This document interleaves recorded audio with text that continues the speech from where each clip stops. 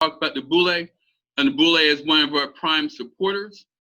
Our speaker today is named Mr. Jerome Johnson. He is an entrepreneur. He's going to be talking to you about that. He's going to be asking you talk to you about other stuff too. But he owns 8 Dunkin' Donuts. He owns a Sonics in Manassas, and he's building a Jersey Mike's in Lorton. So he's going to talk to you about not those things necessarily, but how he got from how he grew up. He started out like a lot of us, and by making some smart decisions and through the grace of God, he has come a long way. So he's going to tell you about his story, and I'm sure you'll see some relevance between his career and the kind of things we're trying to get you guys to wear. But you can be him in a few years, okay? So without any more, here's Mr. Jerome Johnson. Yep. And here's the camera. Okay. And then those are your Zoom. Okay. Where do I get to see myself? If you want to. Let's scroll up. Okay. Good. There you are. All right. This is different. Yeah. Welcome to the new age. I'd like to say good morning to everyone. To give you a little bit of brief about me, and before I go there, though, let me tell you that programs such as this, Future Kings, and other programs that we have throughout our community, a lot of time you hear people say that, what are we doing? What are we doing to help our young men and ladies grow in our community?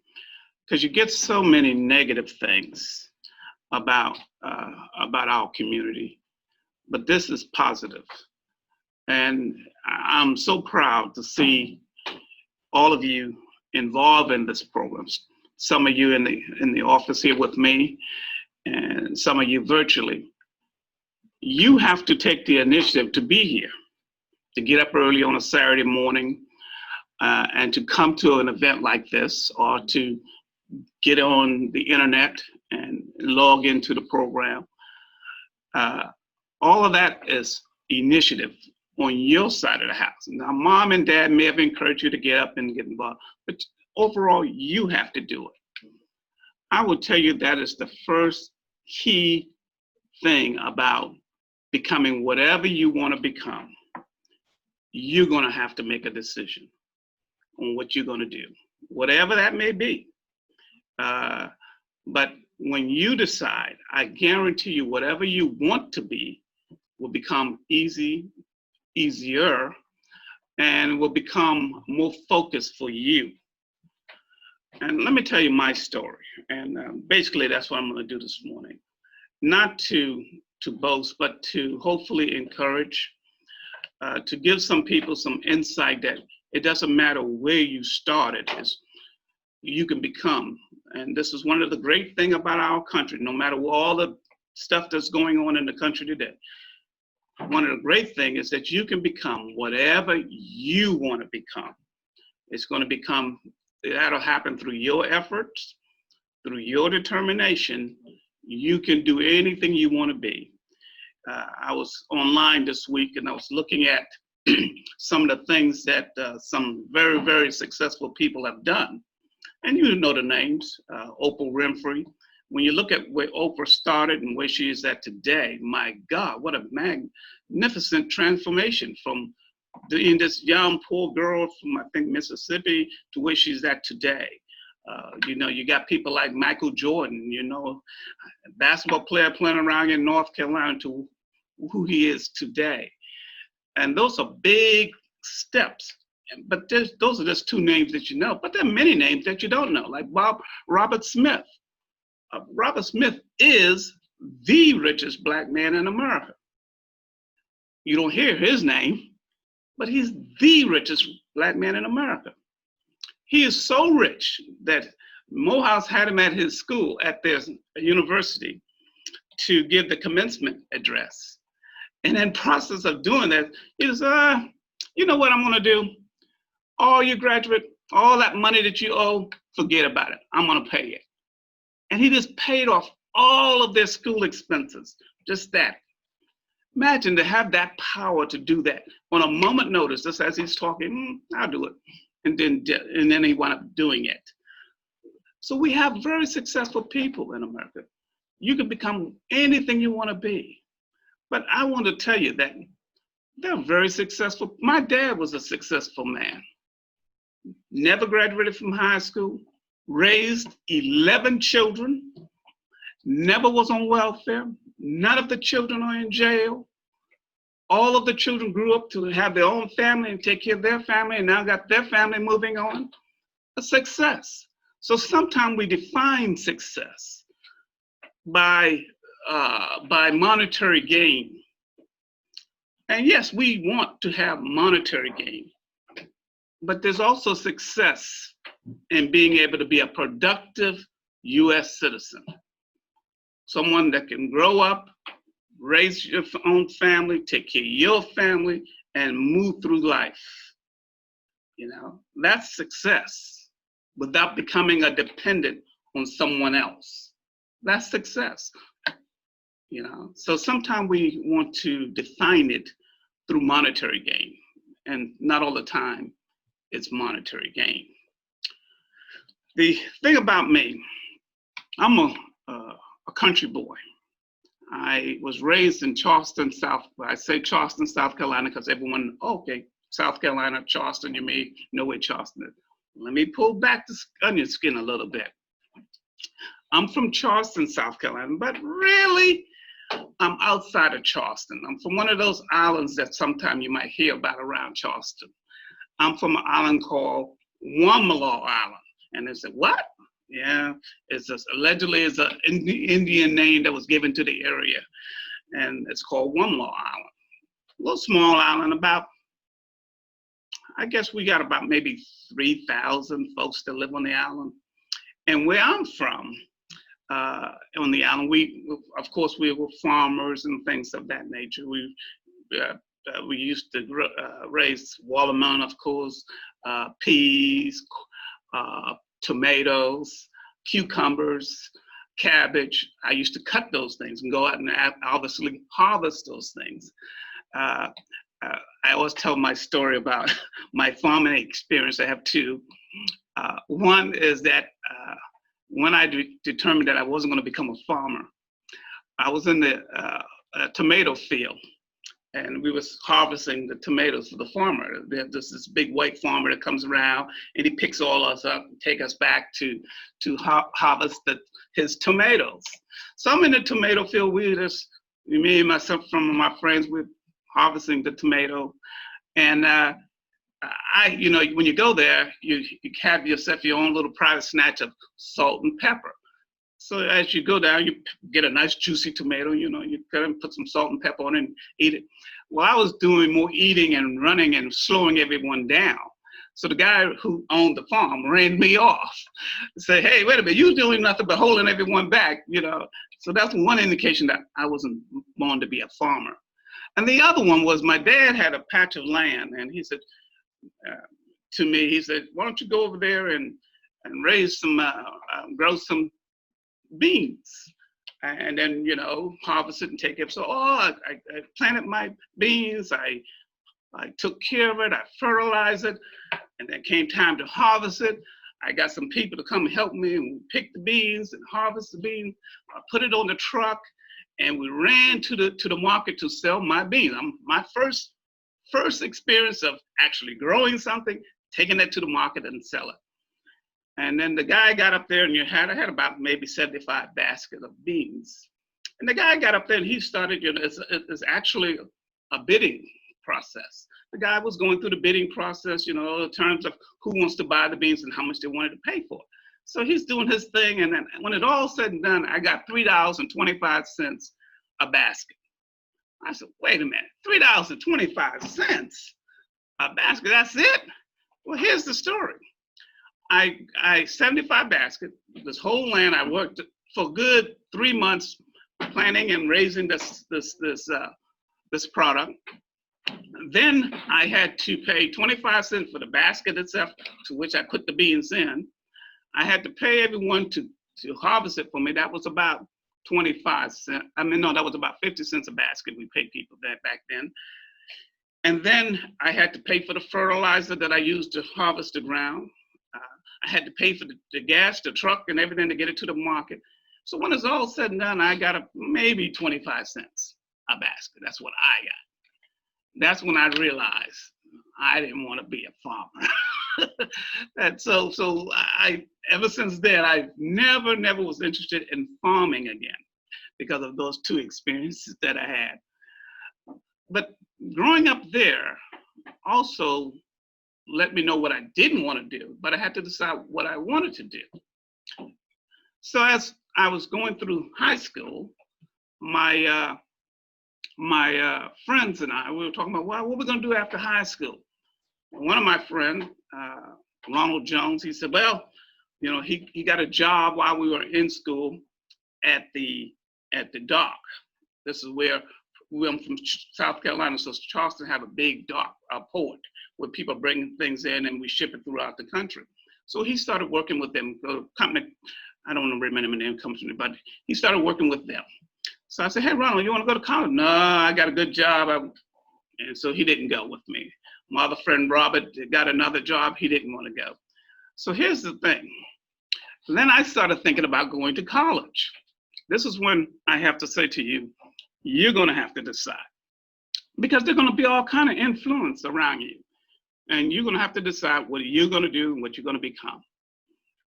So I after talking to all my friends, nobody else wanted to go to college, and I was the only one kind of interested in going to college. And even my own family talked to my dad, what do you want to go to college for? You know, my brother, one of my oldest brother, Jerome, I got you. You're coming out of high school, I'm gonna take you. He worked at a company called Bird & Son. They make shingles for the roof. I got you. We're gonna get you a job here, and you're gonna be able to go on about your business in terms to earn a living.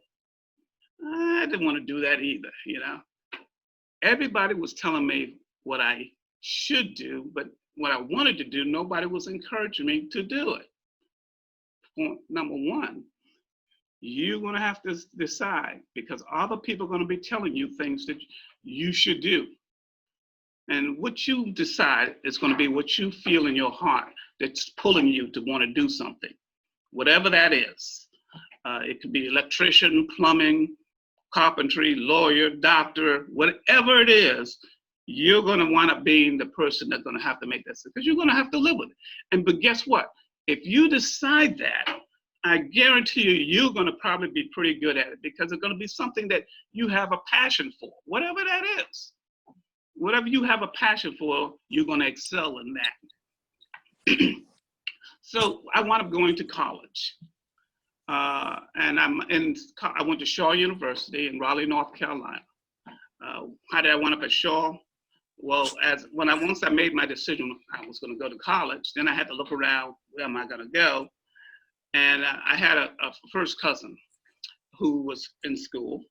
And one day he was home and we were talking, and he was talking about he goes to Shaw University. Shaw University, where is it? And we started talking about where Shaw was, and that's how I wound up at Shaw, because my cousin was there, and I said, okay, I'll go to Shaw University. While I was in Shaw University, just talking about life decisions now, I want you to know about how it doesn't matter where you start, it's how you wind up. While I was at Shaw University, I worked at Hardee's. I'll come back to later on, by the way. I worked at Hardee's. I flipped burgers and things like that. That's how I had money in my pocket while I'm in school. And then what happened for me is that one day I was walking, you know, I was registering for school. I think it was my second year in college. I was registering, and this Army guy comes up to me and talked to me about the Army and stuff like that. And he says, you know, hey, you know what's good about this program? I said, what's good about the program? While you're in the program, your junior and senior year, we will give you an extra $100 a month. You're gonna give me $100 a month? Yeah. Free? Yeah. I don't have to go in the Army. No, you don't have to come in the Army. Okay. And what you mean I don't have? Well, you can go into the reserve. You don't have to come on active duty. So I said, shit, easy $100 just to go to school. Easy A in my mind. You know, I'm thinking military science classes, easy A. Help my GPA average. I did that. And so I joined the Army ROTC program. Lo and behold, the Lord is, all of this is falling together for me.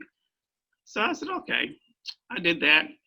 My intent was to go on, while I was in school, I studied business administration, focusing on accounting. I wanted to become a CPA. That came back to help me out, by the way. So while I'm doing that, going to school in the ROTC program, and in the ROTC program, between your junior and senior year, you have to go to summer camp. We went to Fort Bragg. That's when they started showing you a little bit more about the Army, introducing you to all the branches of the Army and things like that. So we did that. And while I was there, I wound up doing pretty good. I wound up excelling. In fact, from when I got back to my school, I was the highest ranking cadet at my school based on how I performed at the ROTC summer camp. I said, oh, wait a minute. All of a sudden, I'm getting, everyone's patting me on the back, and maybe this Army thing might be something nice. So then I went up saying, okay, choice decision time. You want to go in the reserve, or do you want to come on active duty? Given that I was doing well in the ROTC program, given that I was getting all of this feedback, I said, how long do I have to go? If I go in, how long do I have to be in? That was the big thing. How long am I signing up for, if you will? Well, you only have to do 4 years. And after that time, if you don't like it, you can get out. Okay, I do it. And I wound up in the Army, in the military as a second lieutenant. Another one, again, a decision I had to make. Mama didn't make it for me. Daddy didn't make it for me. You're going to have to make some decision as you go through life. As you get introduced to all of these different programs that they were introducing you to, you're going to like some of them. You're going to, nah, that ain't for me. But I would tell you, whatever you like, that's where you should go.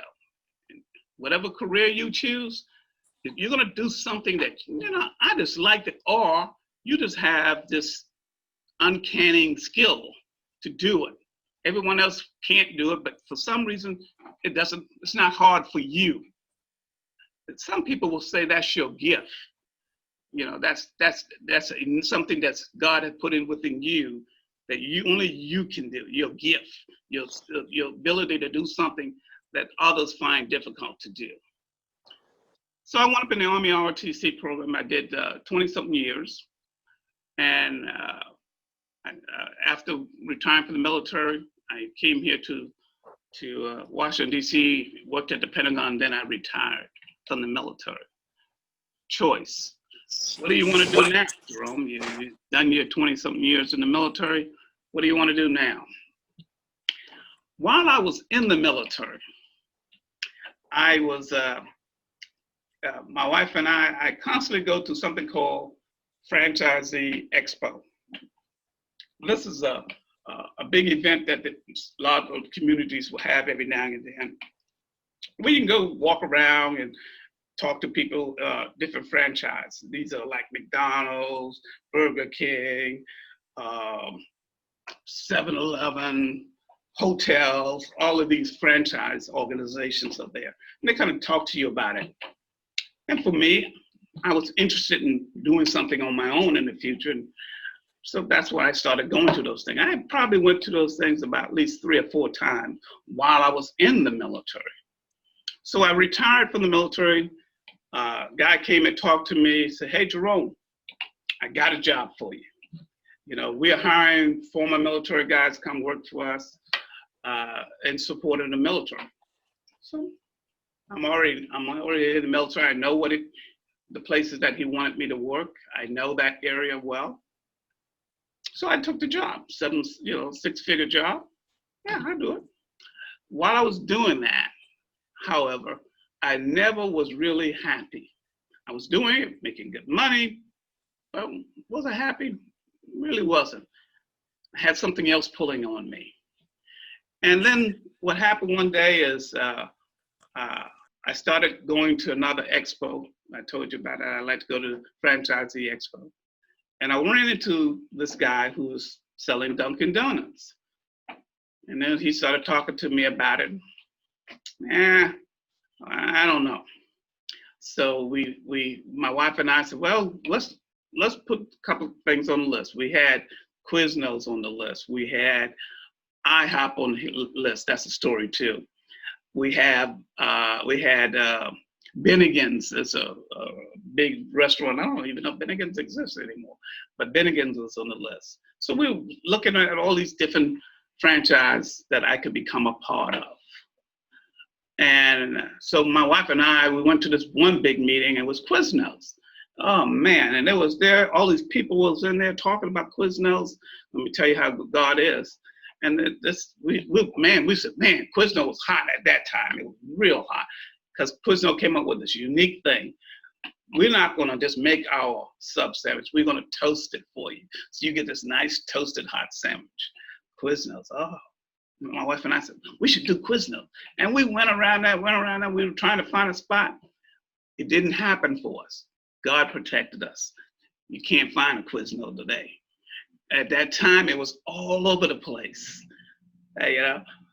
But then I ran into the guy from Dunkin' Donuts. He's talking to me about Dunkin' Donuts. And he said, and we really need somebody. And then he found out I was military. Oh, you're military? Yeah, I'm military. He said, well, let me tell you this, man. We have an opportunity to put a Dunkin' Donut and Baskin Robbins, and they had another brand at that time, Togo's, in the Pentagon. Where are you gonna put it in the Pentagon? And he told me, well, this place called Gretel's, at that time, Gretel's was like a donut pastry shop. And I knew exactly where it was located in the Pentagon. Remember, I worked in the Pentagon. So he said, we're gonna put one there, and then we're gonna put one in the main food court. At that time, they didn't know what they had because they were trying to sell other existing franchisees this opportunity, and they didn't want it because why? It's inside of a government building, don't want to deal with it. They ain't gonna make no money in there. But they didn't realize inside the Pentagon, food service is about $100 million a year business. Inside the Pentagon, that's how much those people eat inside that building. So it was for me. I said, oh, got me real interested then. So then I said, okay, we'll do it. And from that day on, we wound up in Dunkin' Donuts. What happened? Well, we went through the training. My son and I went to the training. My son is now my partner in the business. We finally got to the point where we're going to open our first Dunkin' Donuts. And that was in January of 2003. Finally get to open our first Dunkin' Donuts. And we opened on that Monday. Everything is going well. That first night, the second night, the first night, everything went well. I mean, we opened up, we had lines of people trying to get donuts from us that day. I mean, we could not keep up. In fact, we were running back to making donuts to keep the process going. So we totally underestimate the need or the desire for the brand. Then the next night, my baker quits. So my son and I find ourselves out at night, baking donuts at night, selling donuts in the day. I mean, we literally were working in the Pentagon 24 hours. We're literally sleeping in the Pentagon. Tell you how things are. So nothing is easy is my point to you in that story. Nothing is going to be easy. Anything worthwhile having is you're going to have to put some energy into it. But what was so good for us is that we wanted it. You see, once again, if you want something, even though we were working hard at that time, even though we were extremely tired, neither one of us complained because we wanted it. And from that start, today we have, he said 8 Dunkin', we have 7 Dunkin' Donuts, we have 3 Baskin Robbins, He mentioned that we also have Sonic. My son really runs the Sonic business in Manassas. Have any of you been to the Sonic in Manassas? You have? Well, you know how long that line is when you go there. Well, my son runs that. In fact, last week we just celebrated our 1 anniversary of that store. When we first opened the Sonic, the line was so long, people trying to get into it, that we had to hire police officers to come and control the traffic for us. That's how much of a welcome that we got from the community when we first opened the Sonic. And next month, my daughter will open up the Jersey Mike. In fact, it's pretty much complete now. It's in Lawton, near the train station. Anybody know where the train station is in Lawton? As you go to that direction, the first shopping center to your right, there's a Shoppers there and a car wash. And that shopping center will be my Jersey Mike. In fact, if you go there now, it's pretty much finished now. We're in the final stages. Hopefully we'll have it open sometime on the 14th of 14th or the 21st of next month. That's when we plan to have that store open. Today, we employed over about 120 people that work for us. Out of that 120, I will submit to you that probably 30–40% of them are head of household. That means the money that they get from this business helps them take care of their family. So that's a good feeling when you know that what you're doing not only help you, but you're also seeing the benefit of seeing how it's helping others. Entrepreneurship is great. I think it's a great opportunity for anyone. But I will tell you that given where I started from, that's why I wanted to tell you where I came from, to tell you that where I'm sitting today, I am blessed. And I don't take it for granted. And I will tell you guys that God have a plan for you. Find out what it is. I'll tell you how you can know that. You know it by your yearning, what you just like to do.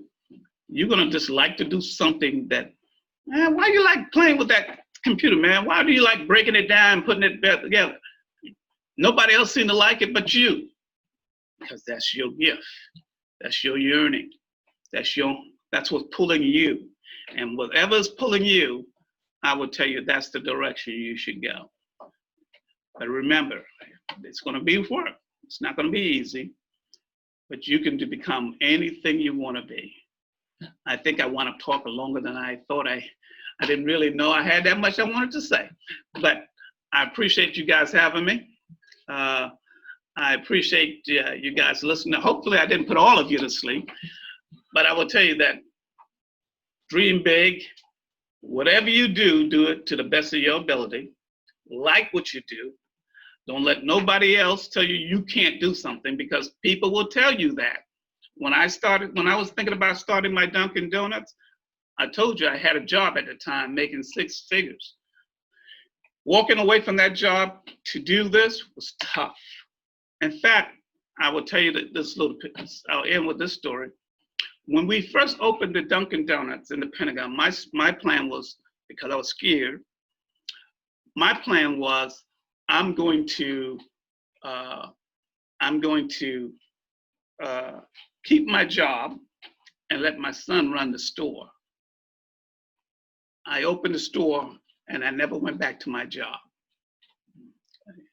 Couldn't, because remember I told you that long line and the baker quitting, and couldn't. The Lord made it fix it where it was no longer my choice. I'm staying or not staying. It was made for me, you know. So stick to your dreams, you know. I told you a little story about. I said there was a story about the IHOP. The IHOP here on Smoketown Road. Do you guys know where it's at? Well, my wife and I said this before Dunkin'. We said, well, we're gonna. At that time, before then, it was a place called Ryan.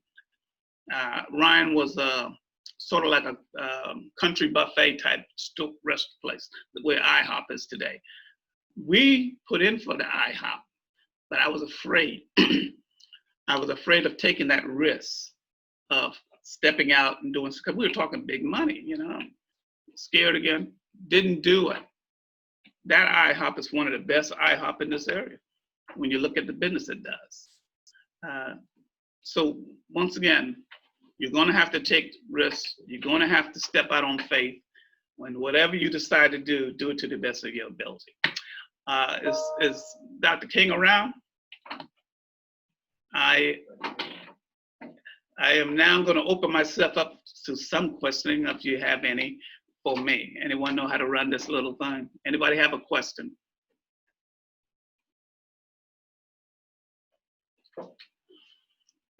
Anyone in the room? I went up talking a little longer than I had planned. I'm sorry.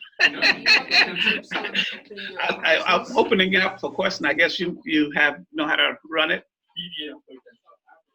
Go ahead, shoot. My question is, how would you say your experience at college and learning all that you did helped you in managing and running all the stores?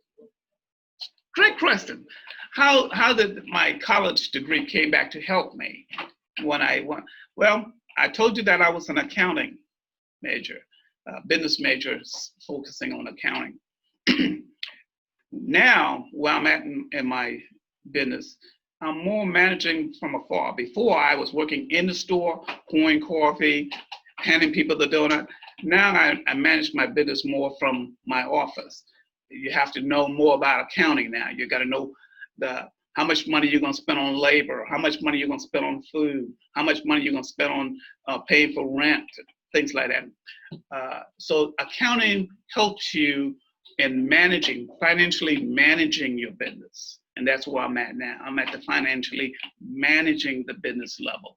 And that's where my degree came back in to be a help for me. Any other questions? What skills would you say the military gave you? I can't. Say again, please. What skills would you say the military gave you that helped you in your career? What skills did the military give me? I think the military, it helped me with its organization skills. The military helped me with a great work ethic. I don't mind getting up in the morning and going about my day.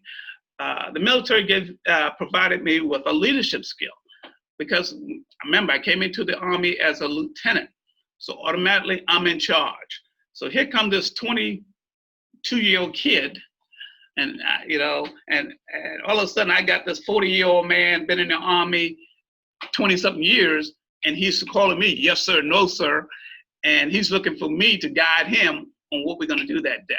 So it helps you build your leadership skill, how to get things done through others. And that's what the military provided me with, that opportunity. Good question. Anybody? What do you think about career as a military as a career? Pardon? What do you think about military as a career? What do I think of the military? I would tell you that if you are at a point where you do not know what you want to do, you're still kind of feeling your way through, I would tell anybody that the military is a great place to start. What does the military provide you with? I told you about the work ethic, because in the military, you're going to have to get up early, and you're going to have to be on time, and you're going to have to learn to do your skills, and nobody's going to be over you watching you 24/7. They expect you to get it done. And guess what? You will get it done. That's a ethic that you're going to have in you, that ingrained in you, that no matter what, after you get out of the military, you still will have it. So I think it's a great place to start. It's a great place to give you skills. Electrician, auto mechanics, learning how to build things, engineering, finance, if you want to go into a finance arena. All those skills are in the military. And it's a great place to start if you want to try that out. And here's one of the great things about the military. I retired out of the military when I was 42 years old. I'm retired from the military at 42. I got that money coming to me every month, no matter what. I make more. If I stay home and do nothing, I make more than most Americans do that get up every day and go to work. Think about that. And I got that money for giving 20-something years of my life, but for the rest of my life, I have that. I will never have to worry about being poor. I will always have that money. Even if I lose all of my Dunkin' Donuts, I still will always have that. Any other questions? Yes. Can you give us an idea about the advantages of buying a franchise versus starting your own business from scratch? Great questions. You hear the story, and you will hear the story as you grow older, especially if you go to school and things like that, and people tell you, well, only about 5% of businesses actually succeeds. Most fail, okay?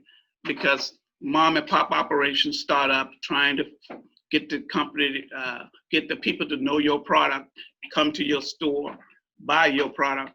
It's not an easy task. I knew that I didn't want to start something brand spanking new. What does franchising do for me? I will buy into an existing program. I just plug into it. And you plug into it and you just run it, and they give you classes on this is how you sell Sonic.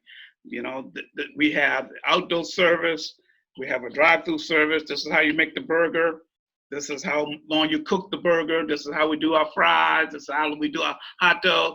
They teach you all that. So I don't have to learn it. I don't have to know it, just have to have the ability to learn it. And then you bring in people to help you run it. So it's a plug in and go thing. And you're buying an existing name. That's what you're paying for. Dunkin' Donut, I'm buying into an existing name. So if I open my Dunkin' Donut, guy that's driving by, oh, Dunkin' Donut, they already know it. They come to me. I didn't have to really solicit them. They already know the product. So franchising helps you in from that perspective. Question? Thought someone was having. No, I think something that's really like you. Okay. Were you not telling me your answer yet, or were you telling me your answer? But I would say franchising, the big help is it's an existing program, easier to plug into. If you are a person that likes to do your own thing, franchising is not for you. If you're a person that wants to do your own thing, franchising is not for you, because it relies on you plugging in and running the program as they have been running it for however long they've been in existence.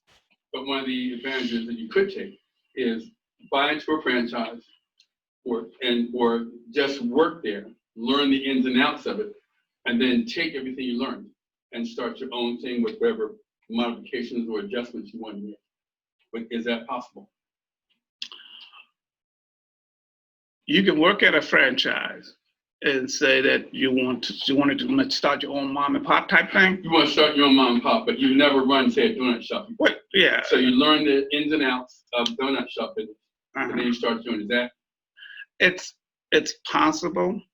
I will tell you that there was a franchise group down in Fredericksburg, had some Dunkin' Donuts, and they said, well, we don't want to, because in the franchise, you pay them for the name brand. So I pay them on every dollar I make, they get 5%.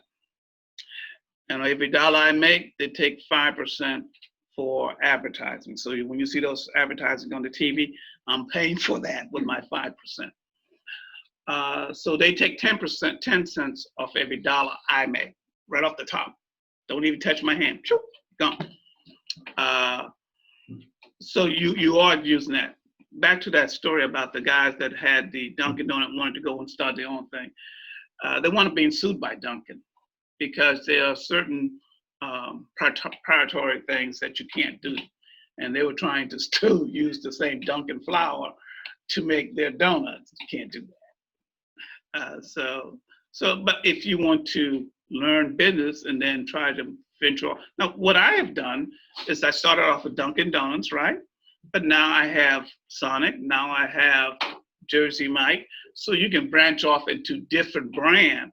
Now, why am I doing that? I'm doing that to maintain some versatility within my company. I wanted my daughter to have something, so she has the Jersey Mike. My son is doing his Sonic, and Dunkin' Donuts kind of like being the hub in the middle of it all. So it's an opportunity for the family to grow as a family. That's something like what Corey Holman's doing, isn't it? Or he got it from his dad? He's in the McDonald's franchise. Corey's in the McDonald's franchise, and Corey's wife got set up through her dad. Okay. Her dad is the big franchisee, Greg Welburn. I think he had something like 40 McDonald's, but that's how they got started. Okay. But even Corey, I believe, ventured off into something else now. He has McDonald's, and he got a little, I think, a transporting company that worked with Amazon or FedEx or something with the delivery. Now, if I am 15, 16, I'm looking for a summer job, whatever, I come for an interview. What's going to decide the difference between getting that job I want and not getting the job? Let me tell you something. Let me give you a story. And the young lady got the job. Let me start by saying that. One of the young ladies, well, let me tell you about the one that didn't get the job, and then I'll tell you about the one that got the job. The one that didn't get the job called me up, wanted an interview, no problem. At that time, I was doing the interview myself. We were not as big as we are now. The managers do the hiring now. I don't do the hiring. But the young lady came up to me for the interview. You, Mr. Johnson? That's almost how she sounded to me. Yes, I am. I want a job. Excuse me? I want a job. What do you do? I can do anything. Her attitude and disposition alone said, not the right person. So how you present yourself? You want to present yourself as a young man interested in work and have some kind of personality where you can deal with the public. Okay? I'm looking for someone to come to me. You don't have to be dressed in no shirt and tie and everything, but you should come dressed as though you want to present the best of you. Okay? And you want to say, hi, Mr. Johnson, my name is such and such. I go to such and such high school. I really would like to have an opportunity to have a job, and it'll be my first opportunity, my first job. We're going to give you an opportunity. What's going to keep the job? You're going to have to be the individual to show that you have the personality to interact with the customer. Let me show you what happened to me when I first started. I had these two sisters that worked for me in the Pentagon. And people come through. I'm selling coffee now, mind you. This is what I'm selling, coffee. The person sold the guy the coffee. The guy said, excuse me, I didn't want cream. And her comment back to the customer, that's what you said. Now she's ready to get into a verbal altercation over a coffee. The person wanted just black coffee. All she had to do is, sorry, sir, let me take care of that for you. Here's your coffee. Thank you. Have a great day. You can't come in the service industry. I'm looking for someone to have a personality that can handle it in that way. It's no big deal. How much does this coffee cost me? 3 cents? 4 cents? That's all it costs me. How much am I selling it for? $1.79. So for me to give them that free coffee and take that $1.79 out of their pocket, it's worth me doing that. So it's not worth the argument, is what I'm saying to you. I'm looking for someone with a personality.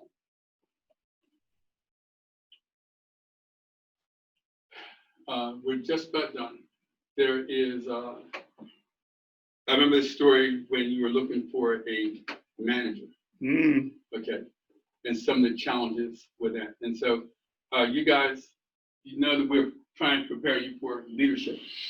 And when you come into interviewing for a job, that's one thing. But there are people who will want to put you in leadership positions just because they know that you are in Future Kings. Or because, so if you were to go in there to somebody and say, I was in Future Kings for 4 years or 5 years. You're meeting guys like Mr. Johnson, you met guys last year, and you're meeting people who have already accomplished something. And when you tell them that you were in Future Kings, they have an image in their head about what you're like and what kind of things you do and how you're going to handle yourself. So that's the good news. And then the better news is that you have to be able to meet those responsibilities because they want to give you the opportunity to think right away that you're better at serving than the typical person comes in off the street. So the things that Mr. Johnson is telling you now are very important for you to be able to meet the expectations of those people. Not too long ago, he was looking for somebody to manage one of his stores. And he was trying to train that person. And he got so frustrated with that person because they just wouldn't do it. He was trying to give them a big paying job, and they kept messing up, either not showing up on time or not doing what he said, not meeting their responsibilities. So the point is that as you get these opportunities that are coming to you because you're in Future Kings, remember what kind of things he's telling you.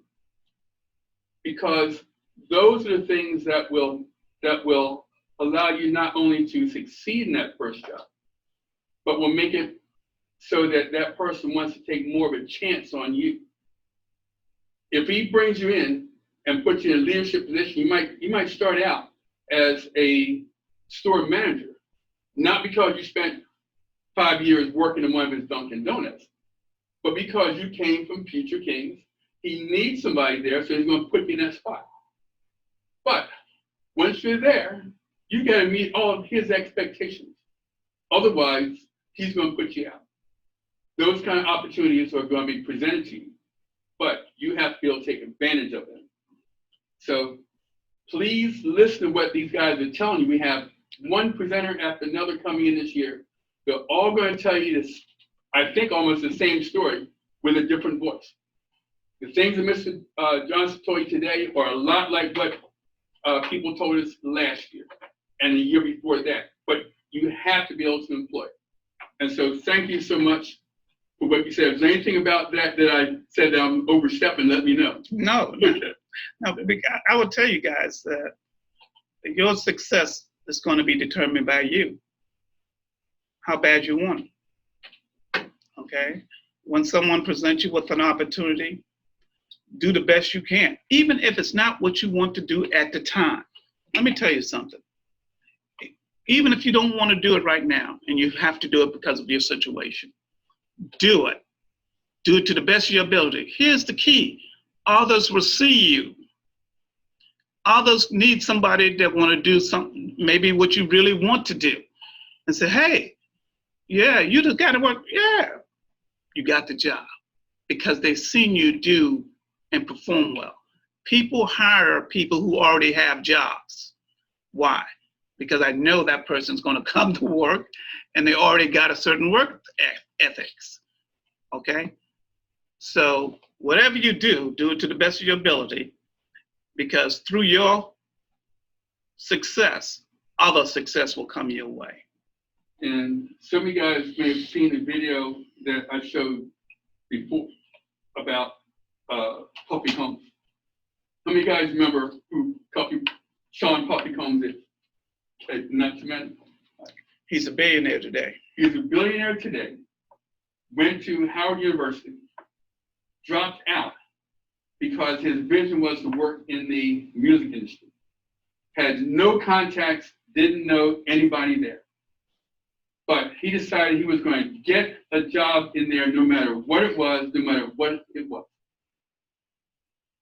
as a stepping stone to make it into his dream. The only job they had was working in the mailroom. And what the mailroom was just when mail would come in, you put it in a slot here and there, and then you walk around their offices and deliver. completely unskilled. Now, this is a guy who has a vision for being a successful entrepreneur. Graduated high school, but did not graduate college. It's his first real job. But he's decided he's going, so he takes his job he really didn't want, but it got him inside. And by doing an exceptional job there, he got his next promotion. When opportunities other places in the company were announced, he would apply for those. And through time, he worked his way up the ranks until he was one of the leading managers in that business. And then eventually he went and started his own business based on what he had learned from starting the very bottom. So what Mr. Jerome is telling you, okay, is that when you know you're trying to go someplace, you're not going to start at the top, but get in someplace and let people help, let your work help raise you to the very top. And so many examples there are of people who just, they knew they wanted to be something and they knew they didn't know anybody, but they got in anywhere. And then by doing an exceptional job and being noticed by doing an exceptional job, they were able to raise their salaries, their responsibilities, and eventually get to where they wanted to get to. Okay. So there are lessons like that you get to practice every day. You get to practice it in school, you can practice it at home, you can practice it if you get a job, but remember that, because when you come into a new business, do the best you can for every single assignment, because you never know what that is going to take you into. That's what one of the things that Mr. Johnson is telling you today. Okay. Anything else? I have a question. You got a question? Go ahead. So if you're not like going in the military and you don't have like a leadership job type position, how would you say the best way to develop leadership skills would be? If you're not going into the military, you don't have leadership skills. How do you develop leadership skills? I will submit to you that many of you already have leadership skills. I think a leader is someone who motivates other people, who get other people to do something that they might not normally would do on their own. That's a leader. Many of you are. If you look within your little personal friends group, the people you hang around, who says, hey, let's go over here and do this, and everyone winds up going, that's the leader. You know, he's the one that's dictating what are you going to do now. So you're going to have leadership skills. I think some of the misconceptions that now the fine tuning of leadership, you find that your school will probably talk about leadership skills and certain things in certain classes. But I will say, if you don't go in the military, you don't go to school, don't think that stops you from being a leader, because a lot of it is in you already. That planted seed within you that's pulling you forward. Whatever that is, you're going to have it. And that skill to get to where you need to go, you're going to learn it. There are a lot of books out there about leadership. There are books like Rich Dad, Poor Dad. If you ever read some books. That's one of the things that I did when I was in the military. I started reading books to help me prepare for what I wound up doing in the end. So become a reader. We're in the age of internet. Google certain motivational speakers and things like that, and listen to what they're saying about leadership. You can Google leadership conference or leadership speech, and they'll pull up some things that people will talk about. Listen to them and listen to various people, and then formulate your own leadership style.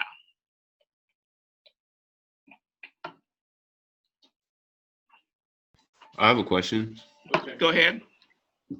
Do you own any Dunkin' Donuts in Woodridge? Yes. Oh, okay. I just wanted to know that. Pardon? I just wanted to know. Oh. Okay, I know we're running a little bit late. Okay, so Mr. Johnson, thank you very, very much. You're welcome. You're welcome. You're welcome. I shook your hand. Thank you. We can give you a nice little hand clap. All right, and let me do When I this. came in, I said, I only have about 5 minutes or something to say. And what I'd like to do, Uh-oh. on behalf of all of us, I'd like to present you with this coffee mug. It doesn't say Dunkin', it says Future King. It'll be on my desk with coffee in it. But Dunkin' Donuts coffee on it, right? Okay. All right, thanks. Okay. Thank you, guys. All right, so what we're going to do now is